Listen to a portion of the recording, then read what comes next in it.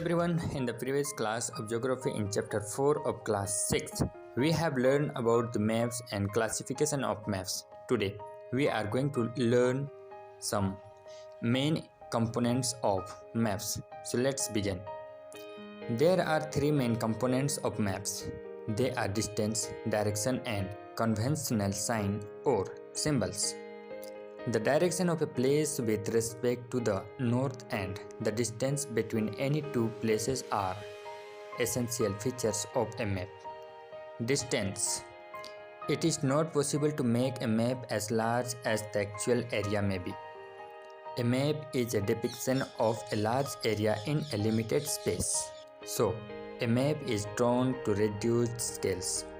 However, reduced scales are so planned that the actual area can be depicted quite accurately. The scale is a ratio between the actual distance on the ground and the distance shown on the map. For instance, if the market is at a distance of 5 km from your house and you reduce it to 5 cm on a map, it means 5 cm distance on the map is equal to an actual distance of 5 km on the ground. Scale of a map can be represented in different ways. Verbal or statement scales. A verbal scale describes the scale in words. For example, 1 cm on the map is equal to 1 km on the ground. Representative fractions RF.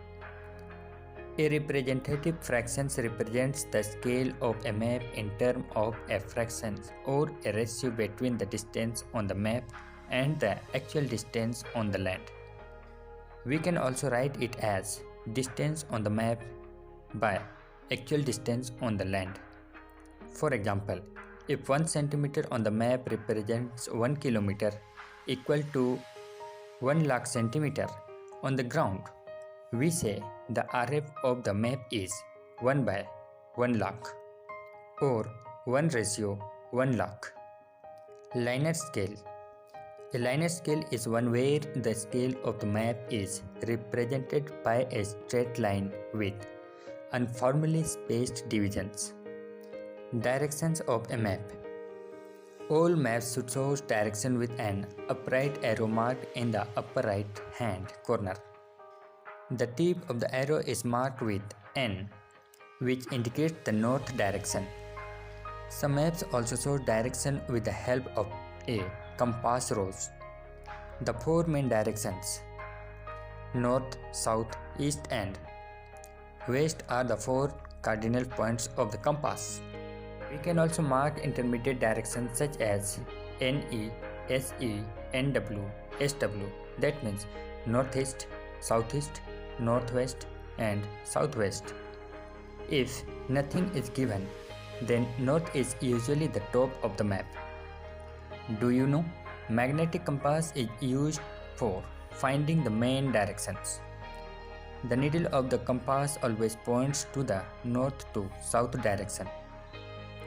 The arrow of the needle that is pointed towards the north has a pin embedded on it.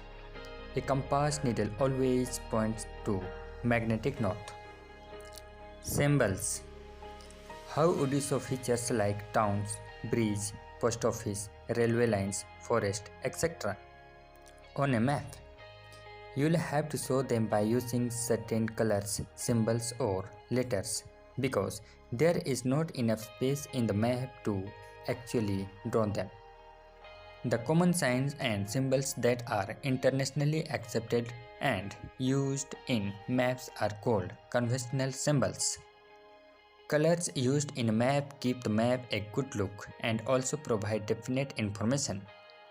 Different colors are used to indicate specific features. For example, black indicates cultural features like buildings, roads, railway lines, etc. Blue indicates water features like seas, oceans, lakes, rivers, reservoirs, wells, canals, etc. Green indicates plains, forests or grasslands, and brown indicates mountains and hills. Sketch. Sketch is a drawing mainly based on memory and spot observation and note scale. Sketches may help a person to reach an unknown place. For example, you have to go to your friend's school, but you don't know the way. Your friend may make a rough drawing to show the way to his school. In these sketches, the person who drawn them gives the distance and directions. Plan. A plan is the details drawing of a small area on a large scale. If you want to show your school buildings to your friend, you would like to show the assembly hall, the sick bay, the language lab, and various other features of your school. You would also be interested to show how big your classroom is. For this, you would require a plan and not a map, as you are interested to show the small details of your school. Thus, unlike a map, a plan can show the length and breadth of a room. The scale of a plan is different from that of a map. Generally, a map represents a large area, so it is drawn on a small scale. 1 centimeter on a map may represent 100 kilometers on the ground. On the other hand, a plan represents a very small area and is therefore drawn on a large scale. 1 centimeter on a plan may represent just 1 meter on the ground. Thank you.